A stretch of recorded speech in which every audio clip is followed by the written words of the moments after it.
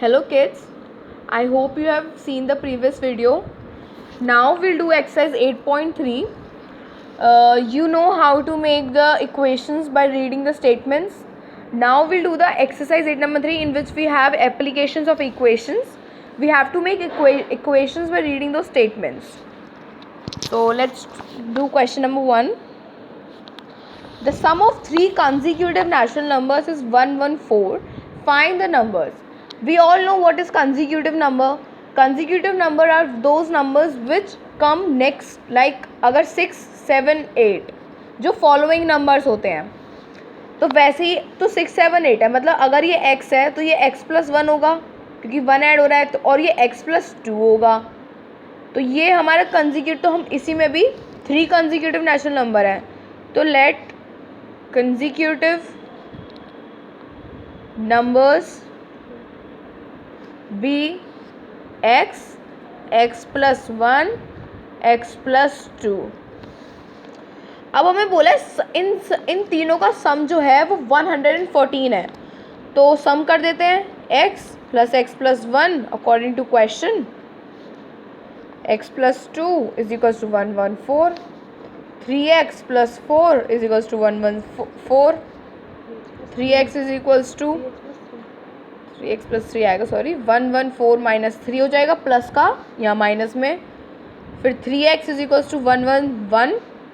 Now यहाँ पे divide, यहाँ पे मल्टीप्लाई में, तो यहाँ पे जाके डिवाइड में, तो 111/3 which is 3 3s are 9, 7, 21, 37. So the consecutive numbers are 37, 38 and 39. Clear? Next, question number 5. The length of a rectangular park is thrice its breadth. जो एक रेक्टेंगुलर पार्क है उसकी दो, एक तो लेंथ होती है और एक ब्रेथ होती है, तो उसने बोला है कि जो लेंथ है वो थ्राइस है ब्रेथ के, मतलब जितनी भी ब्रेथ है, अगर मान लो 2 है मेरी ब्रेथ, तो वो उसका 3 टाइम्स है, थ्राइस है, तो ये हो जाएगा 3 × 2 विच इज़ 6. तो अगर हम एज्यूम करते हैं, तो हम पहले ब्रेथ को एज्यूम कराए इसमें भी, तो let the breadth of rectangle be x, तो हमारी लेंथ क्या हो जाएगी, thrice of x, that means 3x. और हमें बोला गया है आगे, if the perimeter of the park is 168. Perimeter of the park कौन सा शेप है, रेक्टेंगल में, और रेक्टेंगल का पेरीमीटर क्या होता है, 2 bracket L + B, 2 bracket L + B, L है लेंथ और B है ब्रेथ, तो हमें पता है पेरीमीटर कितना है हमारा, 168 मीटर्स. इसमें आप ये लगा दो bx metre, b 30x metre. 168 metre = 2 × L, length कितनी है 3x, प्लस में ब्रेथ कितनी है x. 168 = 2 × 3x + x 4x. 168 = 4 2 8x. यहाँ मल्टीप्लाई में, यहाँ जाके डिवाइड में हो जाएगा, तो ये आ जाएगा 21.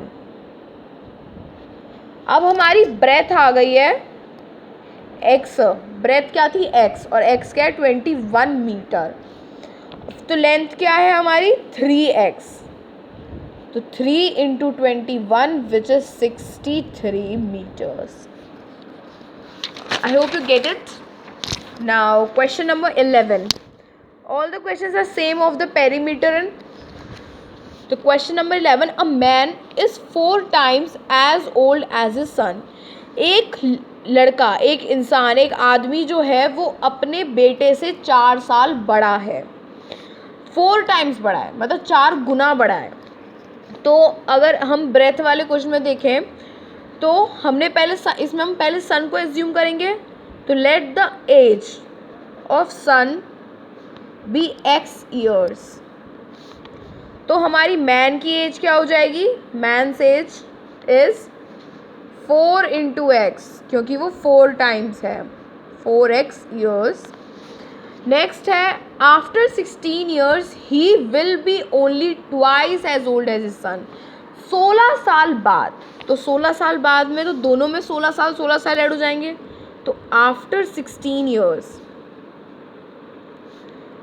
सन्स एज कितनी होगी? सन्स की एज जितनी प्रेजेंट एज है प्लस में 16, क्योंकि 16 के साल बाद की बात कर रहे हैं। अगर मैं कहूँ कि एक बच्चा 2 साल का है तो वो 2 साल बाद कितना होगा, तो आप क्या करते हो 2 + 2 कर देते हो और वो 4 साल का होगा। तो इसमें भी अगर वो अभी x ईयर्स का है तो 16 साल में कितने का होगा, तो x + 16 ईयर्स का हो जाएगा। नेक्स्ट आती है मेंस एज। मेंस एज में भी 4x + 16 ईयर्स। अब आता है he will only be twice. अभी हमने एजेस निकाल लिया। अब उसने बोला है कि जितना जो मैन होगा वो 4 टाइम्स के बजाय सिर्फ 2 टाइम्स है।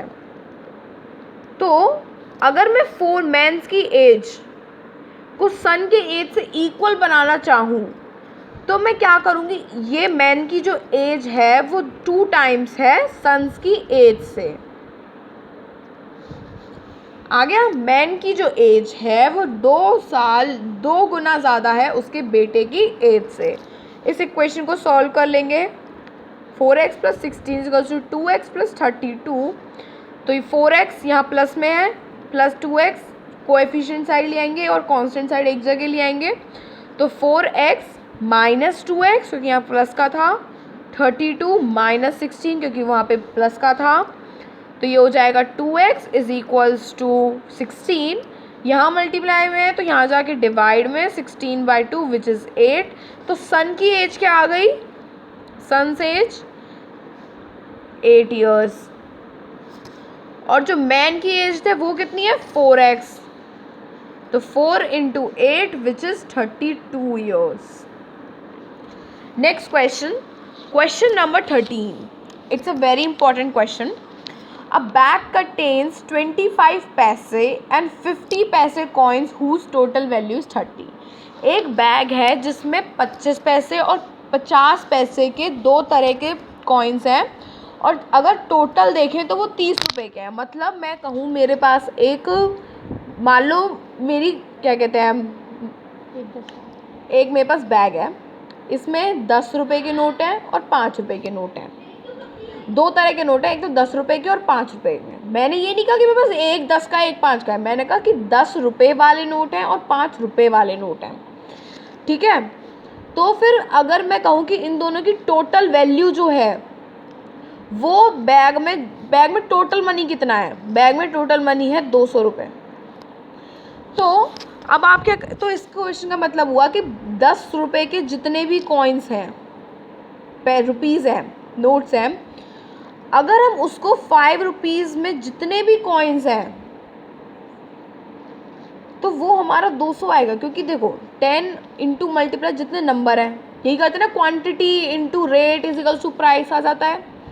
तो क्वांटिटी इतने तो टोटल है हमारे पास और 10 रुपये वाले हैं, प्लस में 5 × 2। जैसे मान लो आपने कहा कि मैंने 20 रुपये की चॉकलेट ख़रीदी है और एक चॉकलेट 5 रुपये की थी, तो 20 रुपये की टोटल चॉकलेट ख़रीदी है और एक चॉकलेट 5 रुपये, तो मैंने कितनी चॉकलेट ख़रीद ली, 4। क्या करा, 20 / 5 करा। ठीक है। और अगर मैं इस क्वेश्चन को उल्टा कर दूं, मैं कहूँ कि मेरे पास 4 चॉकलेट लाई हूँ और 5 रुपये एक की है, एक चॉकलेट 5 रुपये की, तो टोटल मैंने कितने कर दिए 20। तो उसी तरह 10 रुपये ये हमारी रेट हो गई, मतलब जो चॉकलेट के पैसे थे 5 रुपये वो हमारे यहाँ पे 10 रुपये वो आ गए 1 रुपये की चॉकलेट का। और x हो गया क्वांटिटी, कितनी ख़रीदी हमने, प्लस में 5 वही, और तो हमारा जितना टोटल है वो हमारा 200। तो उसी तरह के इसमें करेंगे कि जो हम मान लेते हैं कि जो हमारे 25 रुपीज़ पैसे कॉइन्स हैं, लेट 25 पैसे कॉइन्स बी x और 50 पैसे हम मान लेते हैं y। ठीक है। अब आता है इफ़ द नंबर ऑफ 25 पैसे coin, if the number of 25 पैसे coins is 4 times the rate of 50 पैसे कॉइन्स।